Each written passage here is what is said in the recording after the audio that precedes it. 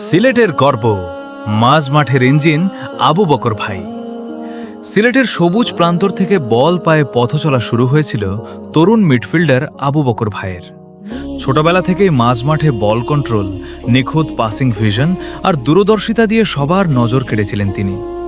সিলেটের বয়সভিত্তিক দলে নিজের প্রতিভার দ্যুতি ছড়িয়ে ক্যারিয়ারের গোড়াপত্তন করেন এই উদীয়মান তারকা।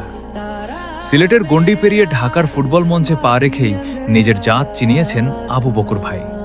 তার ক্যারিয়ারের অন্যতম সেরা অধ্যায়ে রচিত হয় বাংলাদেশ চ্যাম্পিয়নশিপ লিগ BCL জয়ের মাধ্যমে।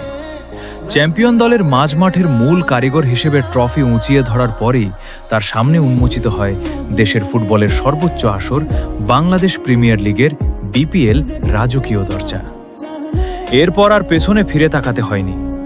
দেশের শীর্ষ ও ঐতিহ্যবাহী 3 পরাশক্তি মুক্তিযোদ্ধা সংসদ ক্রীড়াচক্র, শেখ রাসেল ক্রীড়াচক্র এবং দেশের বর্তমান চ্যাম্পিয়ন বসুন্ধরা কিংসের স্কোয়াডে খেলেছেন এই সম্ভাবনাময় মিডফিল্ডার। দেশি বিদেশি তারকাদের ভিড়েও সেন্ট্রাল, অ্যাটাকিং কিংবা হোল্ডিং যে কোনো পজিশনে চাপের মুখে শান্ত থেকে খেলা তৈরি করে নিজের শ্রেষ্ঠত্ব প্রমাণ করেছেন। মাঠ জুড়ে 90 মিনিট বক্স টু বক্স দৌড়ে খেলার অদম্য শক্তিটি, সিলেটের অসদৌড়ে খেলার অদম্য শক্তি আর দুর্দান্ত গেম রিডিংয়ের কারণে ফুটবল প্রেমীরা তাকে চেনেন সিলেটের ইঞ্জিন নামে। সিলেটের বয়সভিত্তিক দল থেকে BCL চ্যাম্পিয়ন হওয়া এবং বসুন্ধরা কিংসের মতো ক্লাবে খেলার এই গৌরবময় গল্পটা উদীয়মান তরুণদের জন্য এক পরম অনুপ্রেরণা।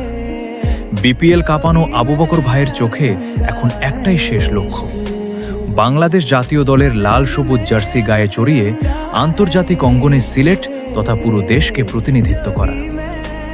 মাঝ মাঠের এই দূরদর্শী সেনাপতি আবু বকর ভাইয়ের লাল সবুজ স্বপ্ন পূরণের পথ চলার জন্য রইল অনেক অনেক শুভকামনা।